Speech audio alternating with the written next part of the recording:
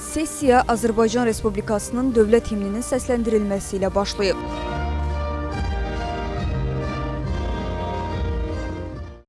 Daha sonra ümummilli lider Heydər Əliyevin, eləcə də 1-ci və 2-ci Qarabağ müharibələrində qəhrəmancasına şəhid olmuş vətən övladlarının əziz xatirəsi bir dəqiqəlik sükutla yad edilib. Tədbirdə yarışda iştirak edəcək komandaların nümayəndələri, məşqçilər, Azərbaycan Futbol Federasiyaları Assosiasiyası və Bakı Futbol Federasiyasının rəsmiləri, Bayıl stadionunun meneceri iştirak ediblər. Bakı Futbol Federasiyasının prezidenti Tahir Süleymanov Sabahın Ulduzları Bakı Kubokunun paytaxt futbolunun inkişafı, gənc futbolçuların yarış təcrübəsinin artırılması və perspektivli istedadların üzə çıxarılması baxımından mühüm əhəmiyyət daşıdığını bildirib. O, yarışın yüksək səviyyədə təşkili üçün görülən hazırlıq işləri barədə məlumat verərək bütün komandalara uğurlar arzulayıb. Daha sonra AFFA-nın oyunların təşkili departamentinin nümayəndəsi, AFFA Könüllüləri proqramının rəhbəri və BFF-in oyunların təşkili departamentinin rəhbəri Fərid Nağdəliyev yarışın əsasnaməsi, formatı, oyunların təşkili, iştirakçıların hüquq və vəzifələri, eləcə də təşkilati məsələlərlə bağlı ətraflı təqdimat edib. Sessiyada yarışın əsasnaməsi, təşkilati məsələlər və oyunların keçirilməsi ilə bağlı suallar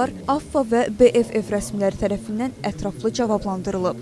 Qeyd edək ki, Sabahın Ulduzları Bakı Kuboku U14 və U15 yaş qrupları üzrə təşkil olunacaq. Yarışların hər yaş qrupu üzrə 12 komandanın iştirakı ilə keçirilməsi nəzərdə tutulur. Turnirin əsas məqsədi yeniyetmə futbolçuların oyun təcrübəsinin artırılması, istedadlı oyunçuların üzə çıxarılması və paytaxtda uşaq gənclər futbolunun inkişafına töhfə verməkdir.